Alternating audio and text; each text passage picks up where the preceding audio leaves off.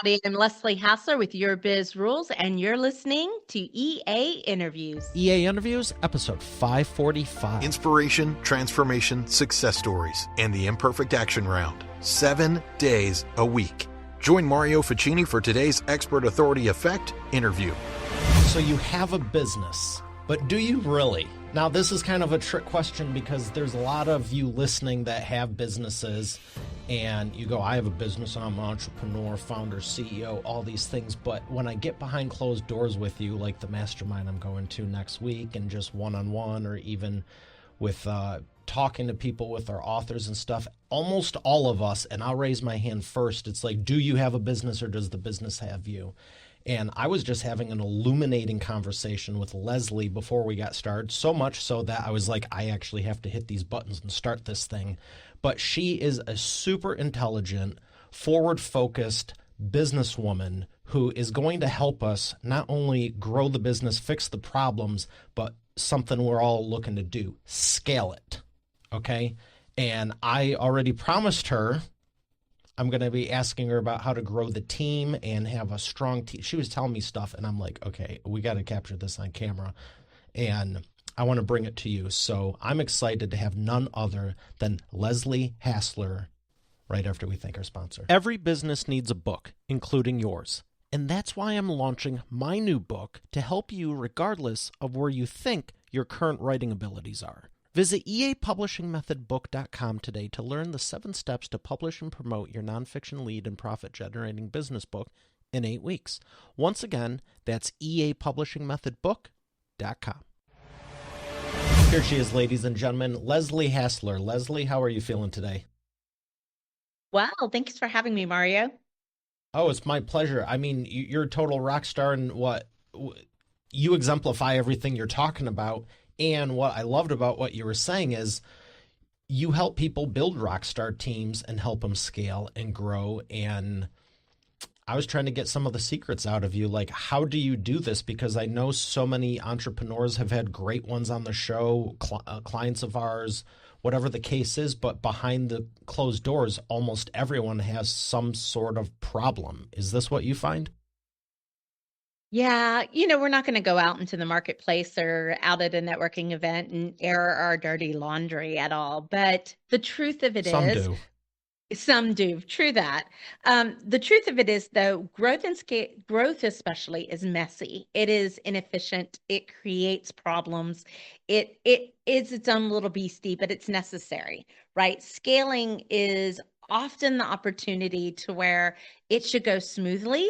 If you built the foundations right, it should just churn and should be able to be profitable and attain a speed that you haven't seen before in your business. But, with everything, growth and scalability get intermixed and intermingled, and one person's scaling is another person's growth. So it suffices to say, if you're going to be ambitious, if you're going to grow and scale, you're going to create some problems along the way that really, as an entrepreneur, it's your job to solve. I just think that we can get overwhelmed by the sheer number, especially if the growth that we're up against wasn't planned or we didn't know how to plan for it, how to mitigate all the risks that pop up. So yeah, we all have issues that we're trying to solve. Even I have the same in my own business. But that's partly because today in your business, you've never been here. It's your first day. It's your first rodeo in a lot of ways. And I've been an entrepreneur for 17 years. I can't really say I've ever had 2 days the same. That's very true, very true. Insightful. And I don't like it, though, because isn't that picture where it says success start down here and then, wait, where are we going? Yeah, so it's like this, and you just go up that thing, and it's a straight line, and it's like start a business, make your millions of dollars a month tomorrow. Isn't that how it works? Yeah, that makes a great social media meme.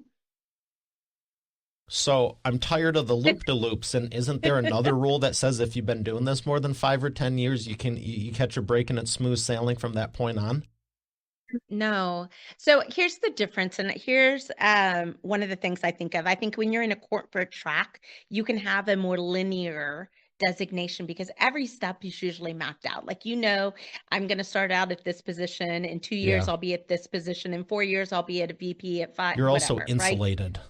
All that You're other also insulated. jazz is going on, but it might not be touching you. Exactly. And there's probably a lot of structure around you, and you don't get to play outside the lines too often, depending on your job.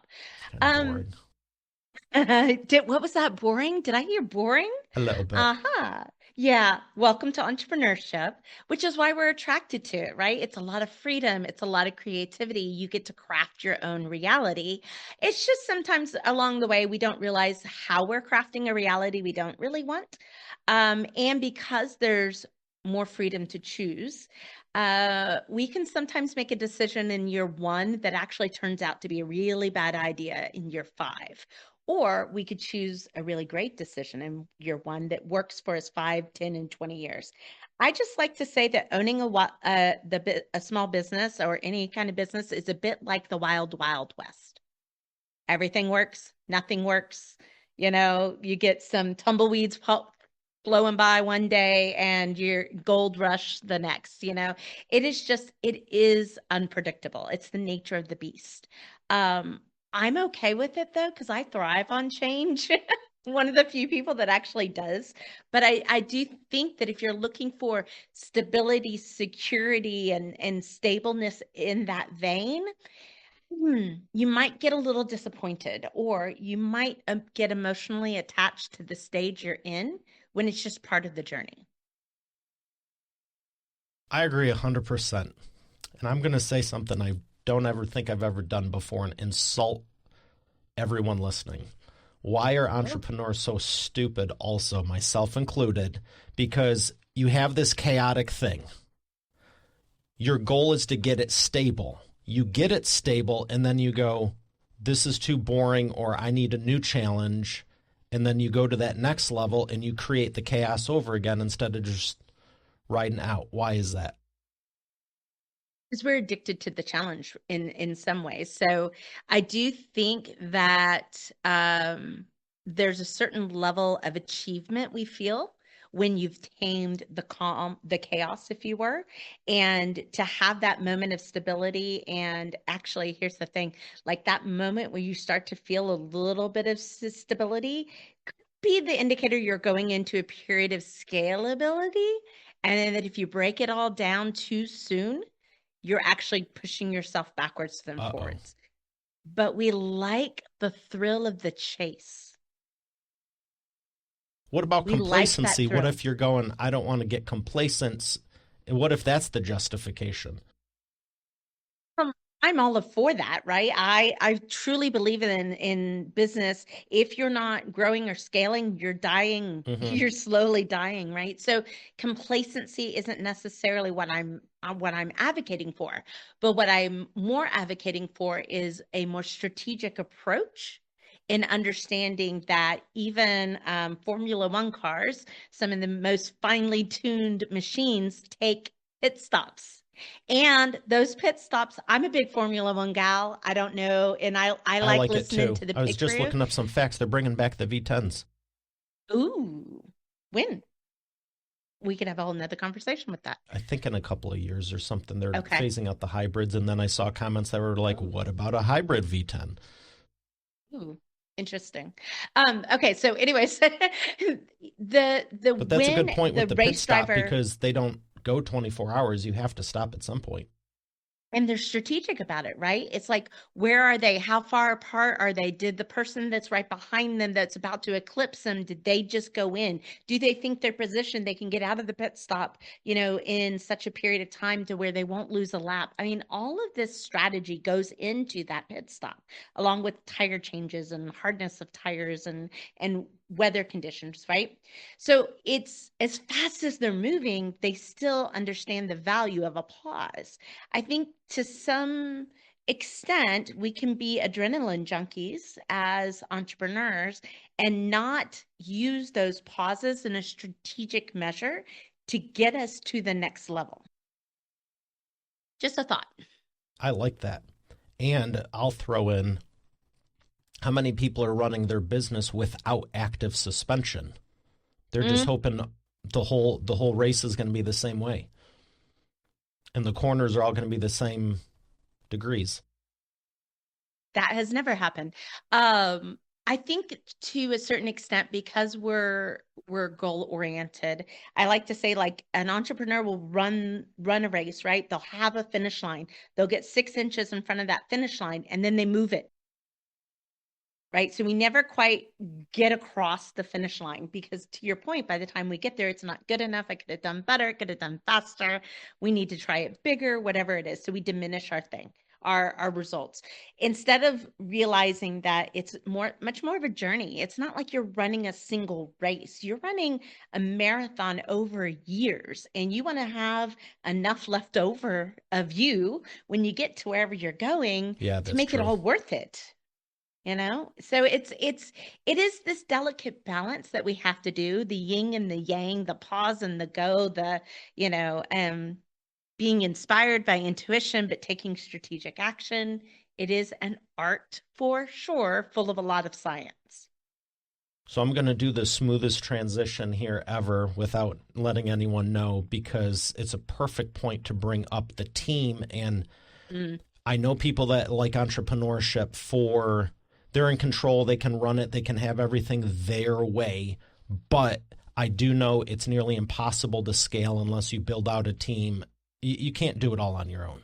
There's a breaking point at some point, and it's sooner than you think. So, how, how do you segue into the team and go, okay, I need one person, I need two people, I need five people, I need 10 people? And I know it varies between business, but how do you balance that? I want to be aggressive, but to your point, I still want something left over so I can enjoy this. Or maybe with the team, you can still go as fast as you could on your own, but it's not going to burn you out. Yeah, there's a lot in there. I think the first thing is to know what you're growing and where you're growing to or what your ultimate goal is. And I'll put my big crazy goal out there. Like ultimately, I'm building a $10 million business. Good for you. Today, am I making decision of the revenue that I have today? Or am I making a decision as a $10 million business? That's a key question to be asking. That does put you on the hairy edge of scary because you're making decisions outside of your comfort zone. But it's important to know what you're building to. So, does a hiring decision today make sense and move me towards that goal? Or does holding it off do better? Like when you start to take some of these decisions with a longer viewpoint, if you would, which is exactly what we're saying with our racing analogy and the cars and everything, is you've got to have a broader view of what your ultimate goal is to that you're trying to achieve. That's a big cue. Um, Two is a lot of our businesses and the people that we're working with, family is a strong value proposition. So being at kid events or being there for vacations and things like that. We have to make this possible. Well, that's not sustainable if it's only you and the business relies on everything you do. Team, like you said, value an important aspect to building this out, but so are systems, processes, and technology. They all go together to create leverage. And that is what we're trying to do in a small business is be able to do more with what you have, be able to get a bigger impact with the resources that you have and grow that over time. Um, that first decision, you are right. I loved it when you said it's often sooner than you think. That first decision to hire that first person needs to be at a point in time that it's probably going to be about $150,000, $200,000 for a lot of people. Sometimes it's a little sooner, depending on what you want for your quality of life, but it's within that aspect. Here's why people find it to be such a challenging decision, though. As human beings in the Western world, we have been raised to value the work that we do ourselves. Why is that? I think one is we have that hard work ethic, right? And through the course of either growing up, education, corporate experience, whatever it is, somewhere along the way, you were taught that the person that will get it across the finish line is yourself. You've had a partner or a team that didn't support you. You've had somebody else that was on a project with you that didn't pull their weight. You've proven to yourself that you can be successful through your own efforts. In small business, hey, that is great. You're going to get some traction outside of the door, but it does get to a point to where it starts to work against you because your evolution as the owner needs to move from being the one who does all the work to ensuring that you're the one who gets the work, that ensures the work gets done, which generally means other people are doing the work, but you've set up a system and a structure that gives an output nearly similar or better than what you would do yourself. That process is not very strategic for a lot of people. It's, hey, Mario, I'm going to hire you to do a task. Do the task because after all, I hired you. You should know how to do it, right? It doesn't, it falls, I think it falls flat on the face, Are on you the saying face it in a should be lot of more ways. strategic and have an SOP with a checklist and some I think it quality? should be more strategic. I think you should also be considering one of the decisions we go through is, are we hiring for a task or are we hiring for a result? Oh, Because please if I'm going elaborate to, on this. okay, so if you hire for a task and Mario, I'm hiring you to do my task, you come into my company to do the task. Now I'm managing you to manage the task. Versus I say, Mario, here's our goal. Here's the result that I want from you. I am here to support you. Here's the process as we've had it. I want you to go through it about 3 times. Then I want you to tell me how we can improve it. If you find a better, faster, quality way, phenomenal. Let's document that. Let's turn it into our own system. Let's evolve and improve. There's a certain empowerment when I'm like, I'm hiring you for the result. Because now, go back to our previous conversation about hard work, you're inspired to be successful Hmm. versus me micromanaging. Have you checked the email yet? Have you picked this up? Did you write that X, Y, and Z as part of the task? Like there's just a different energy around around how you hire and how you manage. I truly believe that most people want to do a good job. They want an atta girl, atta boy, right? So Yeah, set them otherwise, why up would to they be succeed. working there or at all? Majority of the employees that come to work for a small business, they're not necessarily coming for the pay. They're not necessarily coming for the benefits because those, let's be honest, 9 times out of 10 are under par compared to a corporate organization. They're coming from the opportunity. They're coming for the ability to impact, to be a part of something, maybe to have more freedom, more autonomy, more flexibility. Hmm. If you structure, in my viewpoint, if you over structure this in a corporate kind of mentality, you're working against all the reasons that somebody's come to you in the first place. But if you structure that job and that employee's experience to give them what it is that they said they wanted, freedom, autonomy, flexibility, then they show up differently.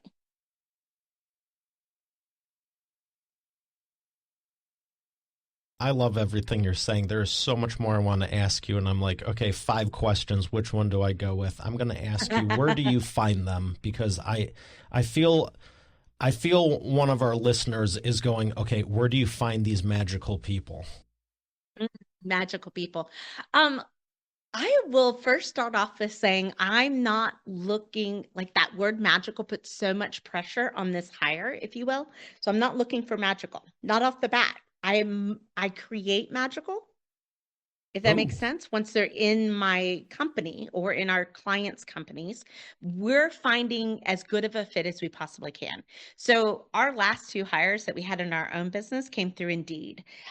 We've done situations to where we're having recruiters come in for certain clients to take the heavy lifting. Sometimes you can do it in your network. Honestly, though, you're going out into the big chaotic job market to attract these people. So the first thing that you're going to start with is a job description, a job ad. You can go the typical route. I just think you should be hiring for attitude and teaching skill not Hmm. always hiring for skill and hoping to have the right attitude. So we really treat a job description almost as a marketing device. If we're going to create a value proposition for our consumers, our target audience, you create a value proposition for that employee, and you're speaking the love language, if you will. I don't know. I'm going to give you an example. Have you ever seen Happy Feet? Yeah, I don't. Okay. love it. So Mumble, he Hmm. can't sing his heart song, but man, he can tap it out, right? But every penguin has a different song, and they find attraction with each other. Love this story. Lots of parallels to business too. You're essentially with your job description creating a heart song that matches somebody else. That's the way I look at hiring. Is we have to be so clear in the heart song that comes through must have 10 years experience, blah, blah, blah, blah, blah, all the technical stuff, that it pulls the right individual forward. Is everyone that going to come through great? No. It's interesting. It's the same thing I've told people for decades with marketing. You want to attract Mhm. and repel. Yes, It's not just, definitely. oh, we're a great company. And I don't mean No. just with people. I'm saying for your product or your service. Hey, we can help you with that. And so many people have it like, we don't do anything wrong. Everything's perfect. And the best ads are the ones that actually irritate some people because it's like, if you don't like this, great. I don't care. Go to the other person you can. There's plenty of people out there. So right. And I think this is what we fail to understand as a small business is that you are committed to an answer. You're just not attached to what the answer is. So I would rather, a friend and I used to say, love me or hate me or leave me. I don't care. Choose one, Oh, right? I just need you to choose one because then I can move forward. And it's the same thing. You do that in marketing, you should be doing that with your employment as well. Is you want people to like lean in, heck yeah, that's me, right? Or lean out and go, oh no. And you use like we'll say sometimes if you were if in school you were the fastest person to finish the test, you should read this job description, yeah. I remember right? seeing a technical ad or IT or something, and the whole thing was basically just a QR code. And it's like, if you have no clue what this is, don't even bother. Don't come, right? If text scares you, I was like, if you have a hard time attaching an image to an email, this is not going to be a good fit for you. Yeah. Super I clear. love those Everybody knows how creative that ones. is. So, but yeah, that's it exactly. It's like I said, you've got your consumer or your client value proposition. You have an employee value proposition. Knowing what that is makes it so super clear for the right people to lean in. But our last hire, one of the jobs that we were doing, I probably got 200 resumes. We booked 20 interviews, Mm-hmm. 10 made, and we hired one who's looking pretty good. They just started this week. We have lots of good indicators. But here's the question, like most people, they said they had to go through 200 interviews. They only invited 20 people to come to an interview. Half of them didn't show. Yeah. Do you get upset about any of this? No, not anymore. Not anymore, but a lot of people do, which is why they build up a resistance to hiring because oh my gosh, they no showed. I'm like, I have enough to do on my plate. It doesn't matter to me if you no show or Yeah. not. If you can't show up to the interview, this is probably going to be a problem next week. Yeah, and I even had one person who called 5 minutes before their interview, and they're like, "Yeah, so I have this appointment on my calendar." I was like, "Yes," and she was like, "Why?"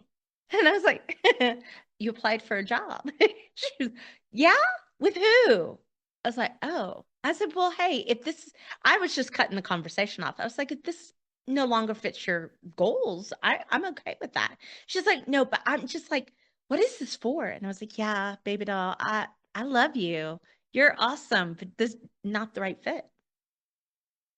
But thank So you do for you letting think me she know was so spraying and soon. praying and signed up for 20 different companies and Oh lost yeah. track? Yeah, oh, totally. Which is why we do little proof, if you will, little moments of proof. So I'd like an open-ended question that means you've read the resume. But even my open-ended question gets 500,000 chat responses.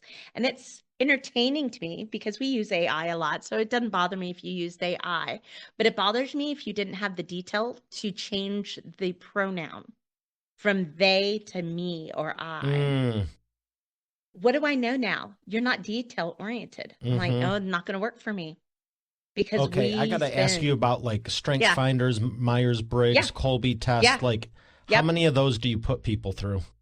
After either between the first and second interview or after the second interview is when we'll do them. We have decided to do the Enneagram for business and DISC. So how you Oh, present yeah, yourself disc. externally and then how you're motivated internally. So it's a two-sided type thing. We happen to know if you're a high C, you're going to struggle in our business because we tend to move quickly. But we need some C in the disc profile. It adds value into the company. But really, we're also looking at those internal motivations because that tells us so much more about the person. And that will help us in the management and communication style with our employees. So we happen to have somebody on staff that's trained in Enneagram. And they, if we have any questions, they can go through and help us Oh, ferret some of nice. those things out. But that's, again, they're only snapshots is the way that I've And always learned and how at come it. you wait till the after the first or second interview? Have you ever tried it where you just say do all this stuff and then if you pass it, we'll give you If an it, interview? yeah, and there's benefits to putting up hurdles and seeing who clears the hurdles. But at that point in time, I liken it to the first date. If it's so hard to get a first date, are they going to continue? Sometimes when we put up these hurdles to qualify, which are valid hurdles to qualify, we actually discourage the right people because they see through the tactic or maneuver. Mm, I I and plus every test is an expense. So I would more strategically want to know after at least that first interview, usually within 15 minutes our team and I, we can get to, we know, don't know. And it's super clear to us really fast whether or not this person would be a good fit for us, a good fit for the position, whether they're actually qualified, the language, the vocabulary that they're using. And I don't know if it's because we do so much consulting and we have to get to know people super, super fast, if that's just a skill that we've developed over time. But myself and my operations manager will do the interviewing. She takes half, I take half, and our rule is if either one of us disqualifies, we move on because we both know at the same time, we're also protective of our team. We're not going to bring in a negative Nelly, somebody that's too negative or too coarse or too that way. But we still want diversity. We want diversity of opinion. We want diversity of um, experiences and things like that. So we're balancing a whole lot. But I tell you what, 15 minutes in,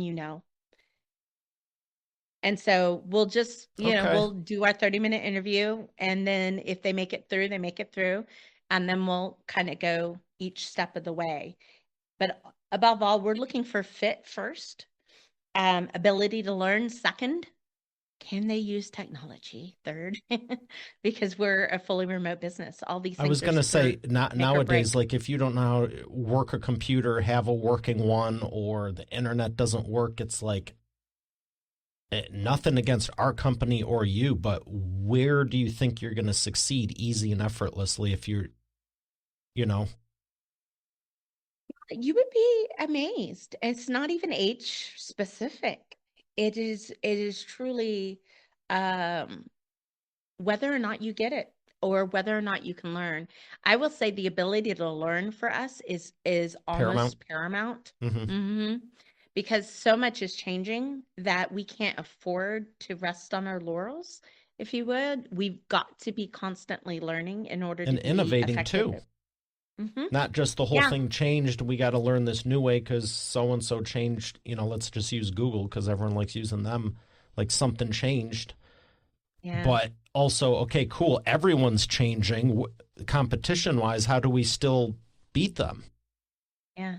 And your attitude towards change is really important because and this is, hey, a growth hack for you. We can experience so much change at such a hyper accelerated timeline right now that if we aren't adapting and innovating and learning at a similar time, speed, Yeah. then that's where you get the disconnect of the businesses that get left behind and the businesses that catapult forward. So that is a growth knob, if you will, a thing you can dial into in your business.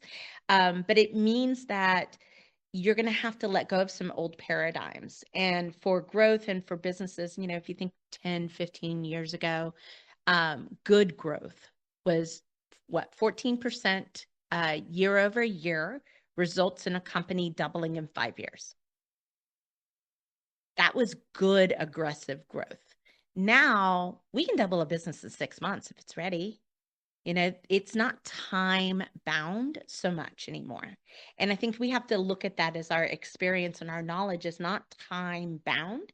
You can have somebody that has 5 years experience be more effective than somebody with 50 years experience and vice versa. It is truly all about how that individual has chosen to harness the knowledge and the learning and the rate of change. Wow. Impressive. And you're right. It doesn't take as long to change. I'd have to say you have to have the right people and be personally ready for it to receive it and not be intimidated. Because you Agreed. might be able to Uh, do something in 6 months or 12 months like you and I could, but if you don't believe you can even double in 5 years, good luck.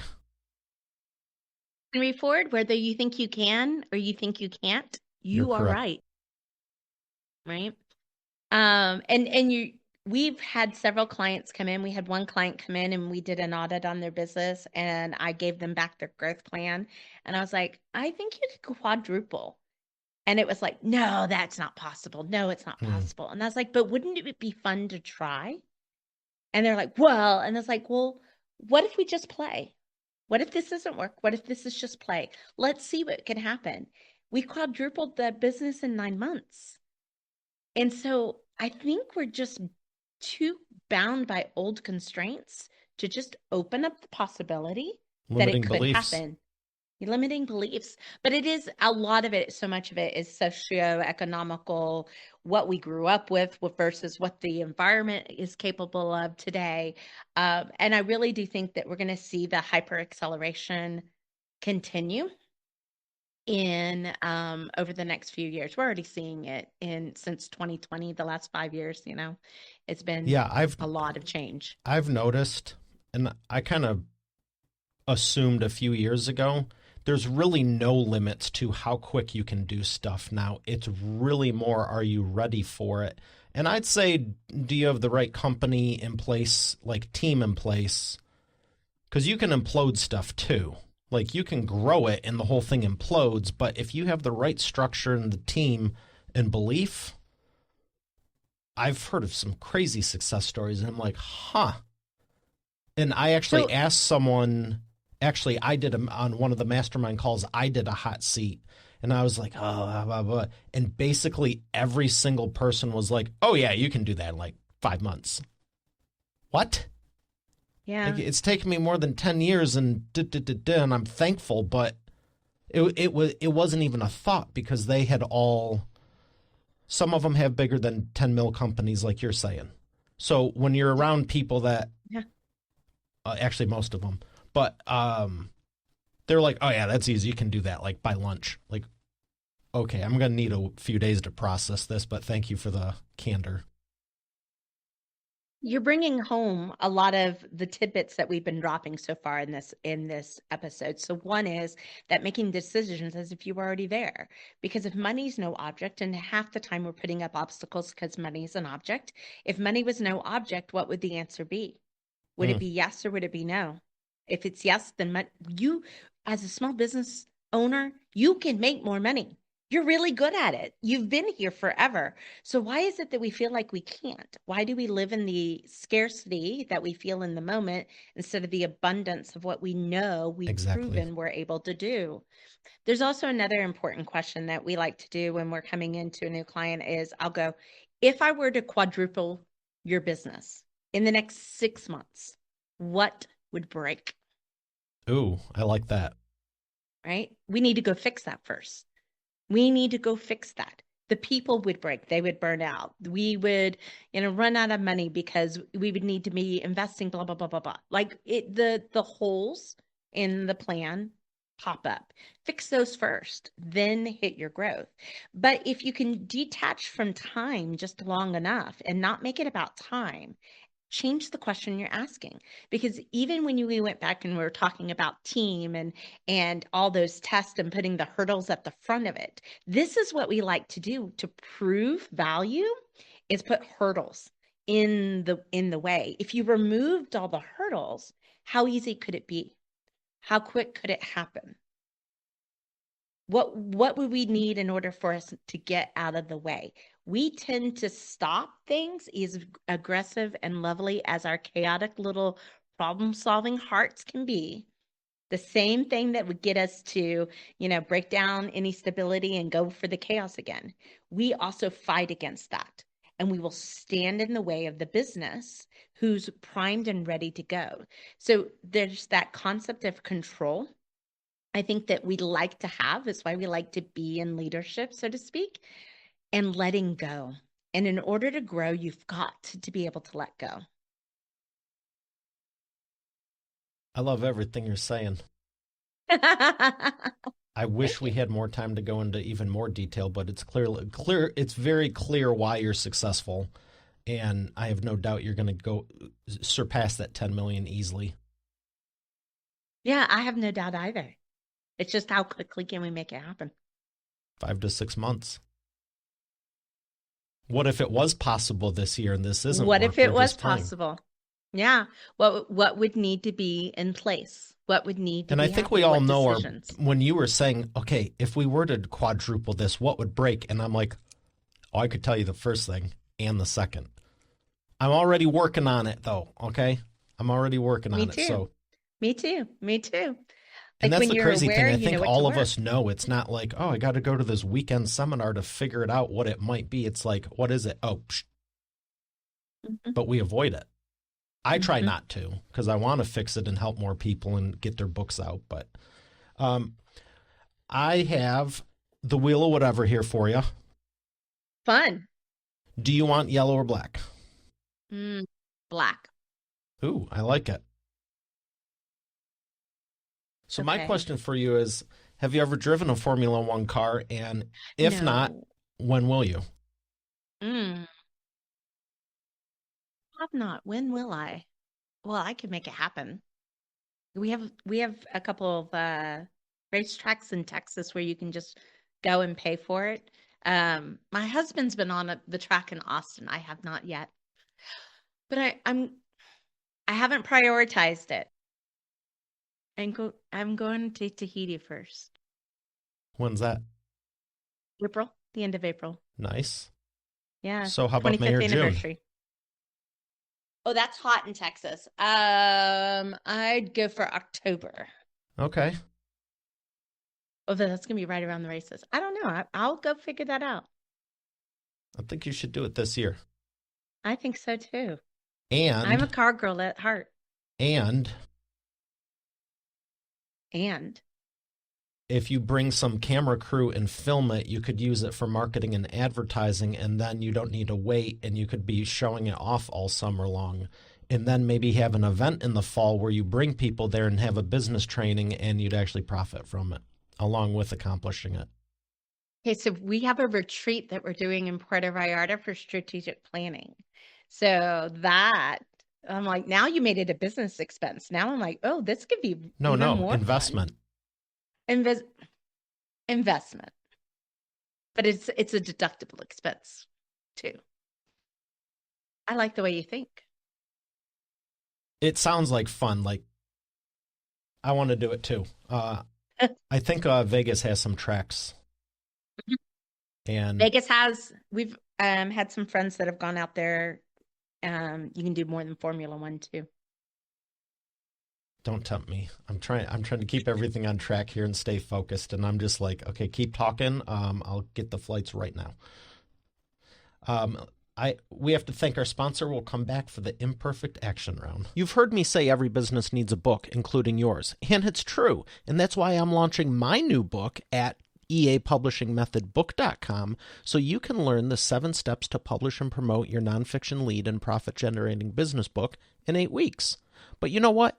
Don't take my word for it. Take it from a few of my authors, like Lori. And I went from having an idea and a possibility to actually getting my book published. Or Catherine. Thank you for making my mom #1 best-selling author. Or Mary Alice. What he got done for me in 3 days regarding my book launch,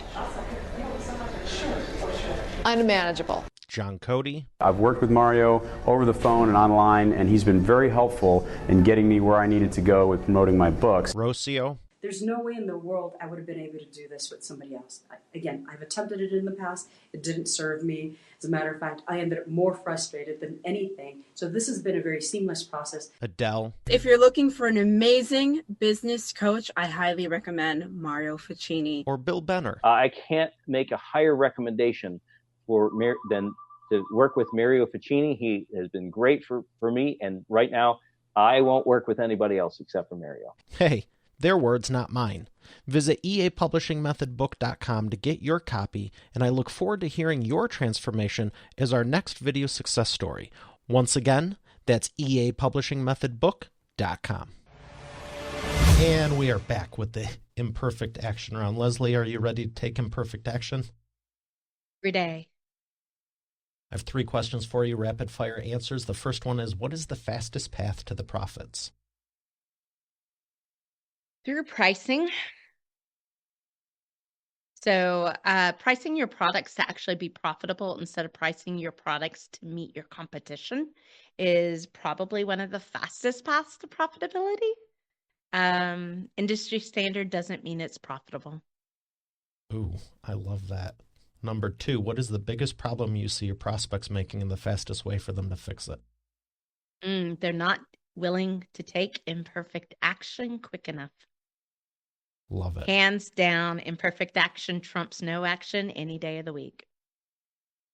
Agree 100%. Number 3, what is the best way to maximize customer lifetime value?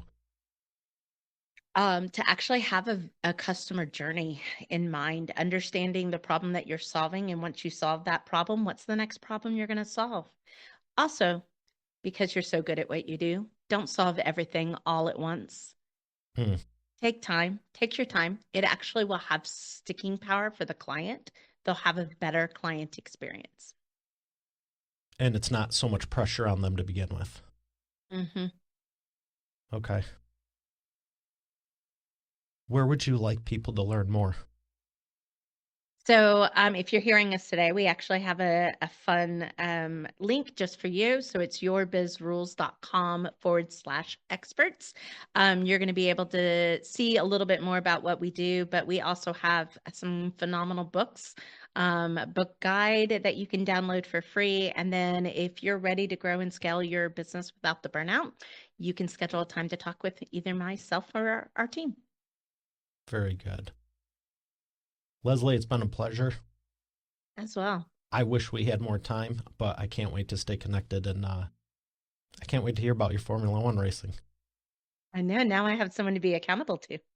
October this year. All right, Leslie, thank you for a great episode. Expert Authority World, we'll see you on the next one. Have a great day, and God bless. You're already the expert. But have you transformed your expertise into a tangible asset that will generate qualified leads while increasing profit for you 24/7? And if so, how well are you promoting it? With my new book, The Expert Authority Effect Publishing Method, I take you through my process step by step. Visit eapublishingmethodbook.com today to learn the 7 steps to publish and promote your nonfiction lead and profit-generating business book in 8 weeks. Visit eapublishingmethodbook.com to get started now. Once again, that's eapublishingmethodbook.com. Thanks for listening to today's episode.